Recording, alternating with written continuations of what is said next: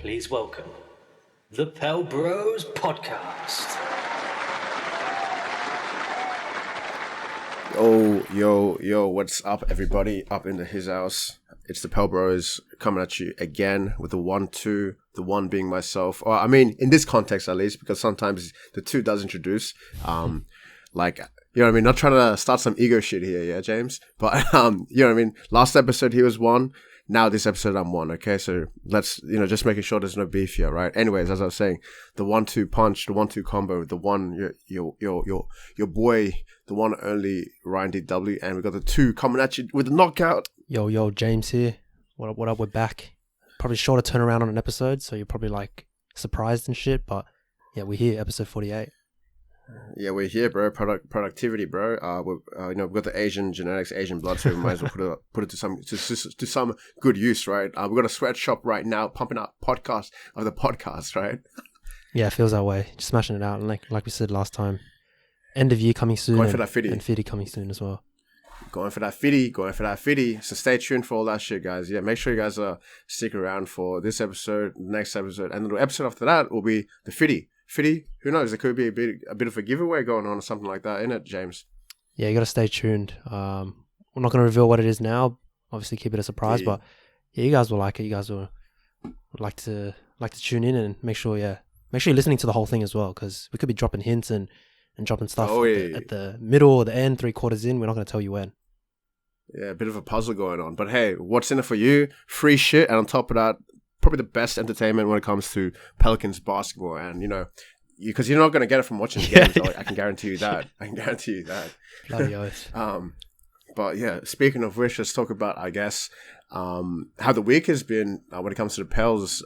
This past week since the last time we caught up with you gentlemen and potentially even ladies tuning in. If so, send the DMs.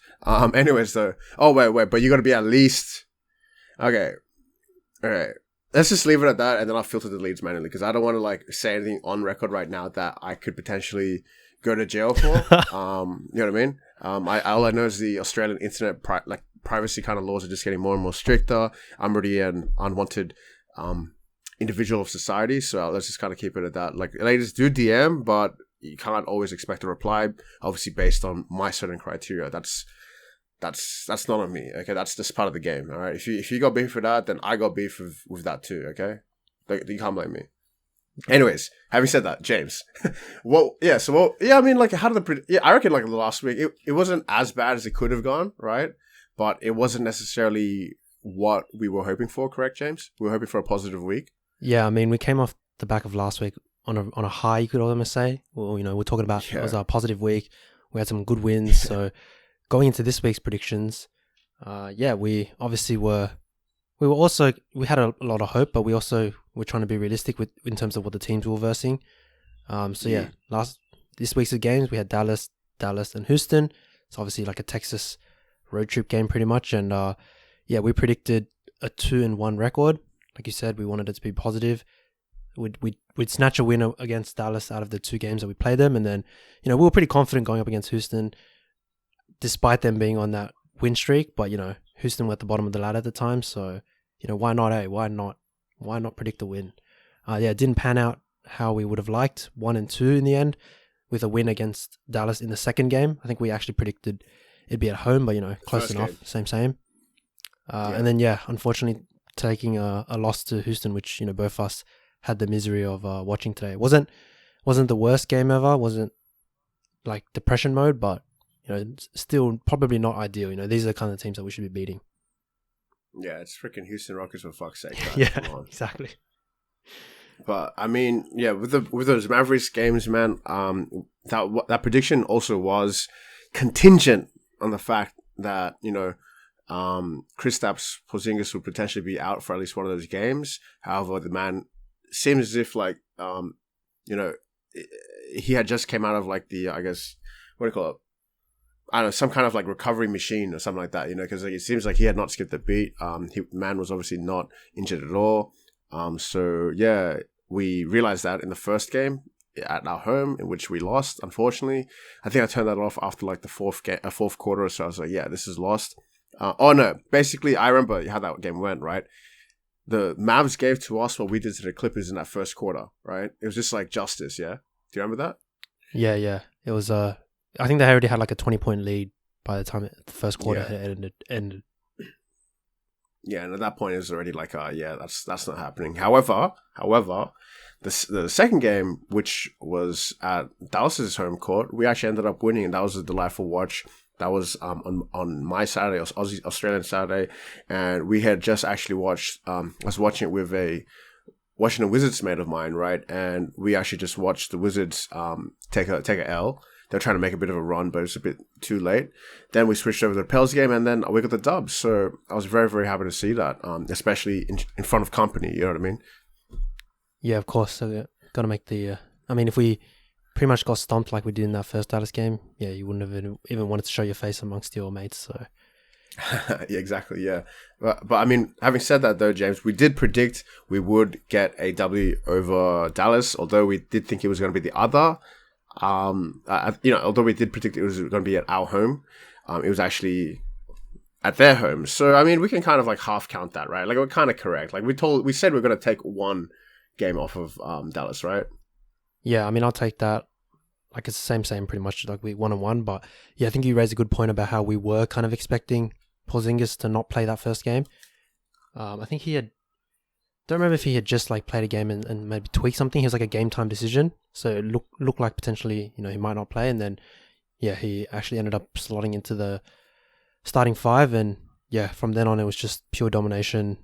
I mean, none of their starters really played more than 30 minutes, so that just goes to show how far off we were from the pace. And even while I was watching it, because I actually did manage to watch quite a lot of the games this week, anytime we even like cut the lead down to like a 10, it was pretty much like 30 seconds later it'd be up to like 25 again. So yeah, that's true. Yeah, it was just constantly out of reach. Just goes to show how good they were on that night, and they just pretty much shot the lights out. They did not miss at all. It was insane. And then again, our offense not great but not terrible. Like 107 points is still respectable, but when you let up 139, it's GG. Yeah, I mean, for both games in which we did win and the other one which we did lose to the Mavericks, Luka, was just like keep on trying to make it a game, especially in the So that's the thing when we're watching that Saturday game. That the one that we won, even at the fourth quarter, it was still like, okay, you never know. They've got Luka here. He's play after play. Getting a foul call again. He's getting hot, right? So especially in the fourth quarter, it's dangerous territory. But somehow we were able to luck it out. For both games, got to give a big shout out to Herb Jones for obviously fucking defending Luka. Especially man's a fucking young rookie, given the fucking hardest defensive assignment, and seems as if he pulls through to an extent. Yeah, 100%. I mean, I don't remember if the first game Luka had sort of been banged up yet. Can't remember, but I know in that second game he was, I don't know what it is, maybe some sort of like niggling injury or something, but kept clutching at his knee and stuff like that. So yeah, I mean, even if we're going up against a hobbled Luka, we still played great defense in that second game. Really just kept them at bay. I felt pretty comfortable. I know, like, towards the fourth, you can never underestimate what Luka can do. But just watching the rest of his team, and they were like bricking a lot of shots. They just look so different to the team that they had played like 2 days ago. It was almost like night and day. But overall, they just couldn't. Yeah, they couldn't kind of step up. And Porzingis actually sat out that second one because they're pretty much resting him, just making sure that he's fit, and not wanting to kind of play him too often. Hey, well, there you go. A W is a W, and as Pelicans, we're not too good to take any kind of W, really.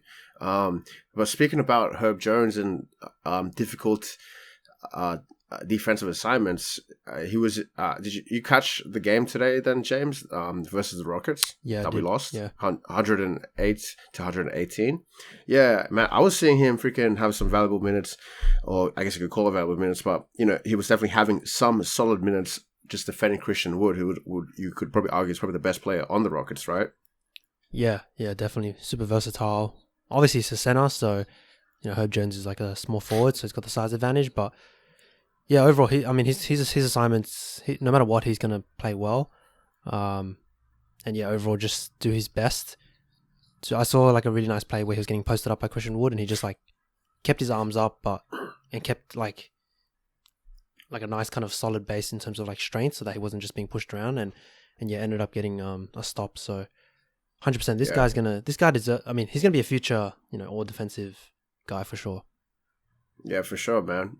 It's a shame that this game, the Rockets down the stretch in the fourth, he did eventually get fouled out. But whilst he was on there, man was doing his job.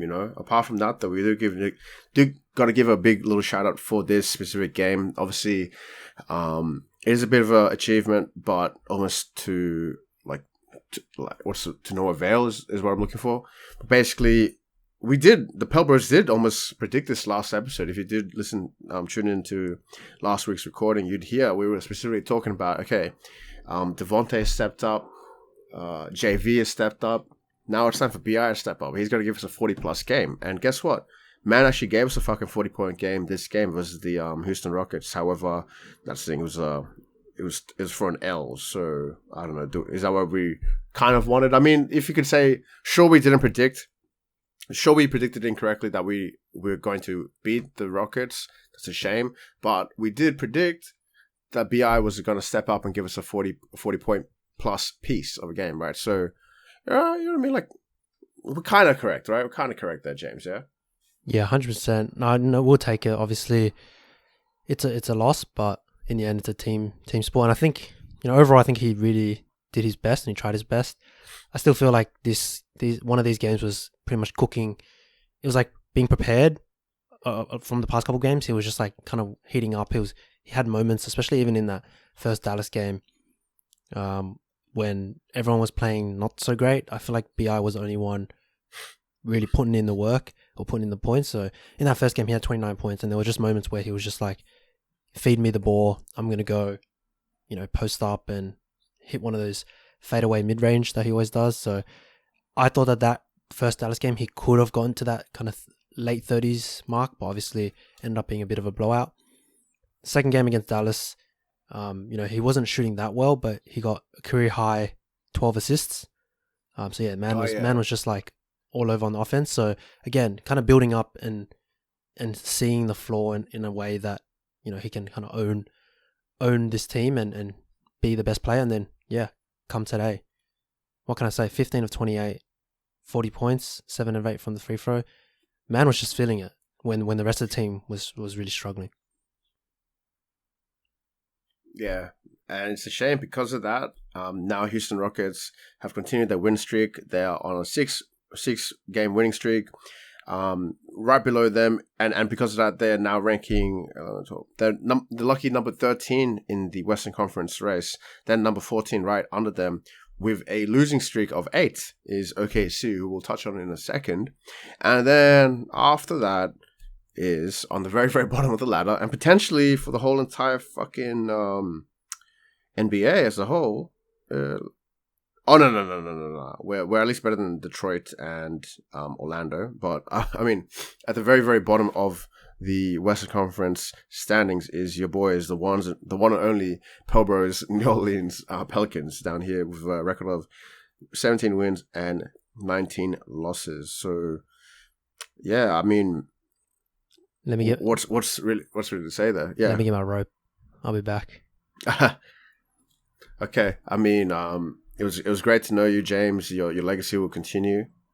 Post your suicide. Yeah, I mean, hopefully that kicks up a storm in the team, and they read a headline that's like Pelicans fan commits suicide, and then they decide to play well. But yeah, look, I don't expect us to be at the bottom forever. I mean, OKC still got plenty of games to play, but yeah, like you said, they're on a 8-game losing streak, 1 of 9 from the past 10. You'd hope that they're going to lose the next, 3 or 4 before we get a win. So prayers up. Yeah. I mean, I guess we know where we are right now. Now we're going to see how we're going to climb back up. You know what I mean? Now we're going to at least beat Houston and potentially get into that, sweet spot of like 10 to 12 or something like that in the seedings, which I think is definitely fair, especially if later this this month, Zion's coming back on the floor. That'd be great. But let's look at the next few games. How about that, James? Yeah, just really quickly before we do that, I was gonna say, yeah, go for it. Yeah, I mean, even if our record's 7-19, which is pretty trash, we're really only 4 wins. I know 4 wins sounds like a lot.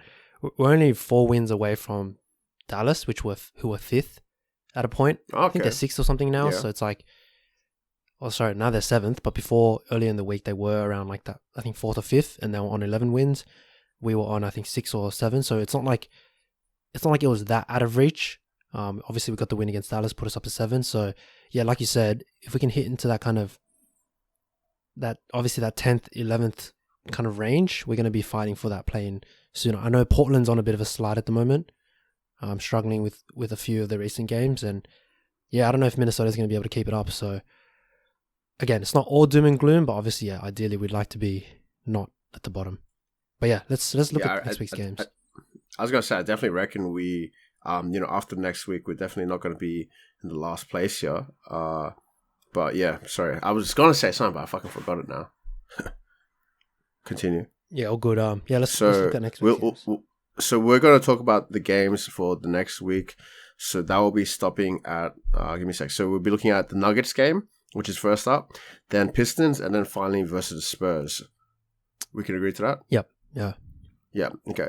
So both of them will be home all of them will be home games apart from the Spurs. Spurs will be an away trip.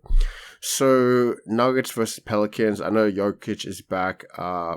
I think we talked about MPJ's injury. Obviously, Jamal Murray is still out. However, that's still not going to be enough. I don't think we're going to take that. What do you reckon? Is that an L? Yeah, I think it'll be close, but I agree. I think it's an L.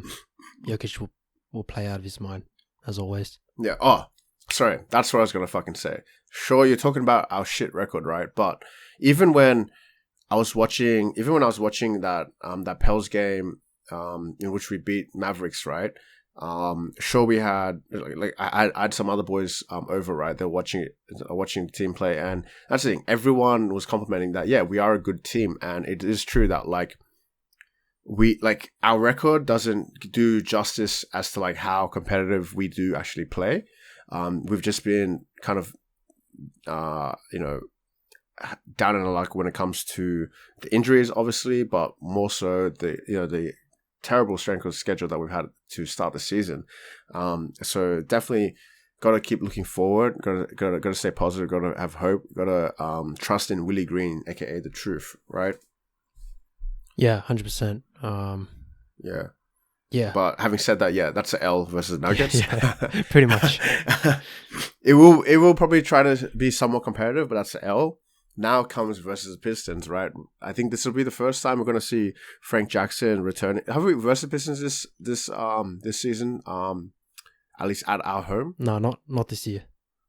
Yeah, so I believe this will be Frank Jackson returning to NOLA in a Pistons uniform. So good on him. Apart from that, though, I'd like to think we're going to get that dub. Yeah, this has to be a dub. Like, come on, yeah. Come on. And I know I said the same thing about Houston, but at least Houston we called it out as a potential trap game. Yeah, you did say exactly those words. That is true. True. I feel like this Detroit game has to be a win. Like, this isn't even a trap game. This is like you got to beat Detroit. But yeah, because we are actually better than Detroit as of right now too. Yeah, I'm gonna call a win. I'm not even gonna call potential loss here. Detroit, we're gonna win. Hey, fuck yeah, that's what I like to see. And I think they're on a bit of a losing streak as of right now too. The Pistons. Yeah, I'd expect them to be. Yeah, they're on a freaking 8-game losing streak. We can't be the team to fucking to give that up, please. Yeah, music to my ears, music to my ears. And now let's talk about the one away game we're gonna have. So no back-to-backs again this week, so that's great. We're gonna be versing the Spurs. Spurs is a bit of a tricky one, because we're gonna be versing at Spurs. That's the thing. Spurs are always going to be consistently a decent enough team, you know what I mean? And if we give them the opportunity in which we shoot ourselves in the foot, which we do all the fucking time, they're always going to capitalize on that. And I feel as if that's kind of been our downfall version of Spurs, at least for the past couple of seasons. I I got to stay hopeful though, man. I reckon we can get that W of the Pistons and kind of just like ride that momentum, that wave of momentum, and hopefully take that W over the Spurs. However, before I let you, I guess, lay your decision, is I'm looking at their fucking record, bro. They're on a bit of a streak right now, man. So they beat Celtics 88-96. Then after that, the Wizards 99-116, and then the Trailblazers 114-83, and then the biggest one of all, they beat the Warriors 107-112.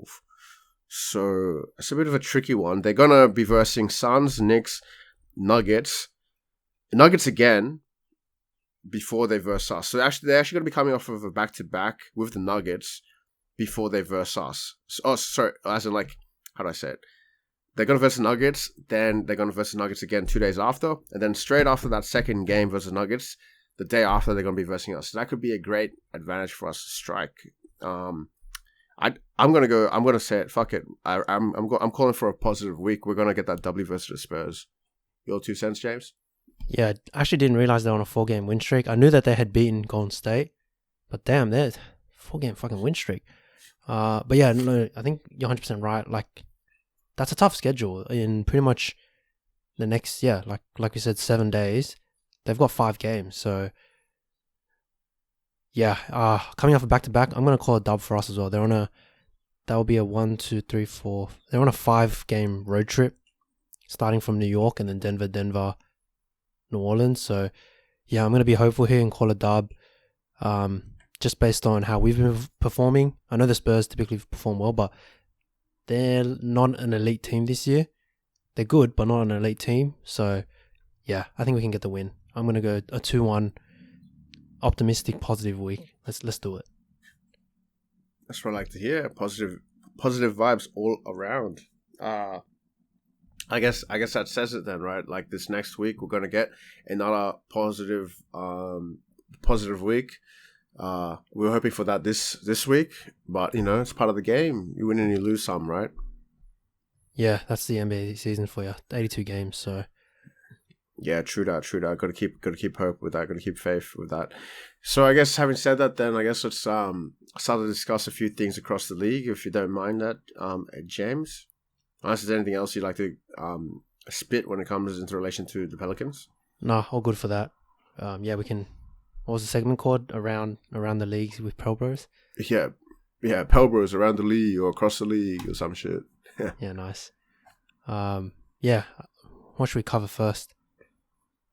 I'll let you spit about whichever of those topics you'd like. Yeah, let's talk about Charlotte really quickly. I think that was the first one I saw from this week. Again, bit of a short week, so it didn't look like there was that much news. But yeah, Charlotte Hornets being hit with pretty much 4 of their players in the COVID safety and health protocols. Pretty much meaning that, yeah, at some point they've probably tested positive for COVID, pretty similar to like LeBron. Whether that means they have it or not, unconfirmed. I think they still need to do a few more tests, but yeah, for the time being, they're potentially out for 10 days. Yeah, that includes LaMelo Ball and Terry Rozier. So yeah, it's not like it's scrubs or anything. It's actual like main players, but yeah, who knows what they're going to do to their standings. They did end up still getting a win today against the Hawks. So yeah, the East is just so competitive. I think that's all that it goes back to, just the East being so good. But yeah, it'll be interesting to watch. We're going to keep an eye on it and see how that pans out for the Hornets. Could derail some things worst. Otherwise, yeah, they'll stick in that kind of 6, 7, 8 range even if they drop a few games. Yeah, I mean, honestly, I reckon that COVID kind of like, I guess, factor has definitely made the NBA season very much like interesting, right? Obviously, the biggest one of them all, like the Kyrie Irving thing. But now, even before, you had a bit of like the LeBron shit going on. But apparently, maybe it was like a false positive, and that's why he's already playing or something. I don't know. But now we've got this potential drama with the Charlotte Hornets. It could be an ongoing kind of thing, especially when it comes into the playoff times. That could dramatically change things too, right? It's very interesting. Yeah, definitely. I mean, we already, like, the 76ers already got fucked to start the season, where Embiid was gone, Tobias Harris was gone for a bit. I think a few other players were. So, Thibault was also out for COVID. Obviously, they're back now, but after that happened, they pretty much had like something like a 5 or 6, 7, 8 game slide that put them outside of the top 10. So now they're back in at 9th. But yeah, like you said, it's going to be a juggling act. Players with COVID are going to be playing. They just don't know they have it yet, and then they're going to be making contact with other teams, and it's just going to have this constant flow-on effect. So yeah, who knows? Be interesting to watch, but no doubt that East is a bloodbath at the moment. So yeah, someone's going to miss out. Even Cleveland. Cleveland's fucking making a run. Like yeah, man, Cleveland. Yeah, Cleveland's good, bro. That's a team like I decent, never expected to even like get close, and they're making a fucking run. So huge respects. Shout out to Jarrett Allen there. Yeah, definitely mad player for sure. Just an idea came to me. I gotta say, NBA where amazing happens. So I want to say NBA where COVID happens. Yeah. Go back to that. Rudy Gobert shutting down the whole country. Oh yeah, true. I forgot about that. Yeah, I absolutely forgot about that shit. I mean, there's a lot of different things to hate on the Frenchman for, and that, I mean, I really care about that, but as in, like, I hate on everything else apart from that. You know what I mean? That's like a cherry on top, too. If you want to call it that. Yeah, 100%. No, 100%. I feel ya. I guess the next thing, I'll leave that third thing for you, because you did bring it up to me. But I wanted to mention fucking watching a bit of Boogie play on the Bucks, bro. I mean, I only got to catch him a bit for yesterday's game before I just ended up fucking sleeping for 24 hours. That's not a joke. It was, who was it? Who did it verse? They versed the Heat, and I believe it became a blowout, right? Obviously, the return of PJ Tucker to the, what the fuck? What's the home court? The Milwaukee home court. Do you remember? Oh, don't even remember. Chase Center, maybe. Who the fuck knows? Anyways, the enter fucking big expensive brand name fucking center in which the Milwaukee plays. Basically, PJ Tucker came back finally. Obviously, moves to the Heat, got his championship ring. Good for him. But the main thing is that I wanted to watch some fucking Boogie play, right? And it's pretty fucking good, bro. For the minutes I was seeing him on, he's still doing like what you need Boogie to do, right? He's definitely giving you decent enough points for the minutes you give him. Only kind of thing, and the thing that I was missing, like, and I fucking loved watching, especially in that Heat game, was Boogie getting fouls and just giving you that fucking typical reaction, that typical face, like, what the fuck? It's I love it. You know what I mean? Like, that is part of Boogie's game, and that's what I fucking love. Sure, people want to call him out emotional lesbian, this and that. Yeah. Whatever. I don't give a fucking shit, bro, because that shit, emotional lesbian, because that shit is just fucking hilarious for me, bro. Like, I'm just like, bro, I love fucking watching this man play. Like, but apart from that, it was a shame he did get himself a bit too many fouls, and on top of that too, because he was only playing, I guess, when Bobby Portis Jr. was off. So Bobby Portis started having a fucking game and a half anyway too. So that's why the minutes were a bit more limited for Boogie. But regardless, from what I was seeing, I'm like, yo, this is definitely the start of something here, right? I think Brook Lopez being injured for whoever knows how long. Sure, it's a quote-unquote non-guaranteed contract, but it seems as if it is quite guaranteed for at least the rest of the year and come the playoffs time.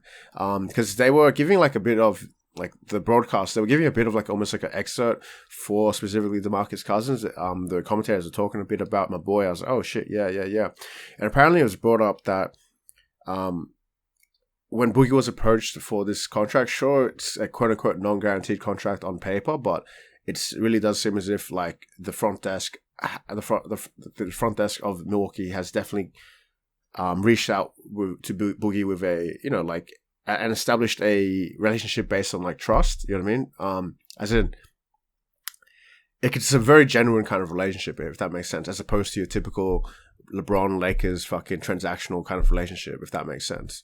So I'm happy with that. If it seems as if Boogie's got himself a new home here, I did see him also dish out just a very easy fucking assist over to fucking Drew Holiday also.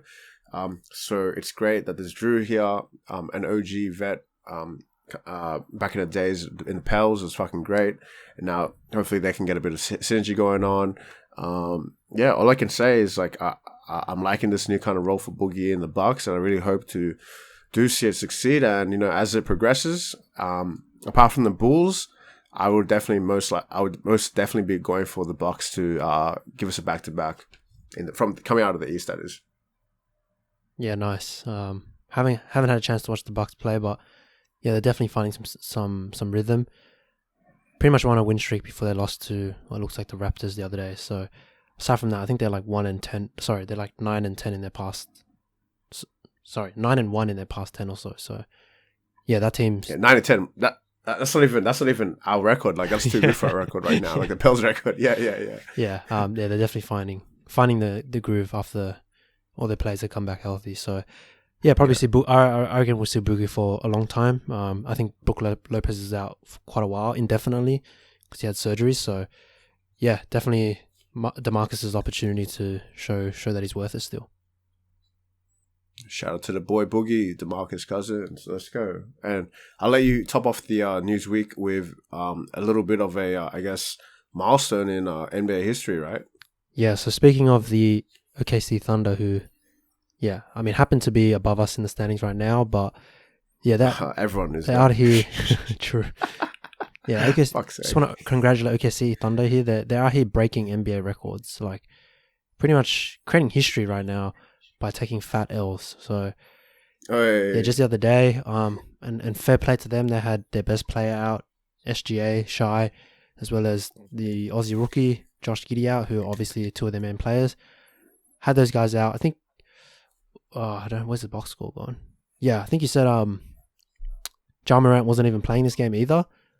Yeah, on Memphis, yeah. And then, yeah, they lose 79 to 152, which caps off the biggest losing margin of 73 in NBA history. So, yeah, huge props, congratulations. Obviously, thank God we don't have that record.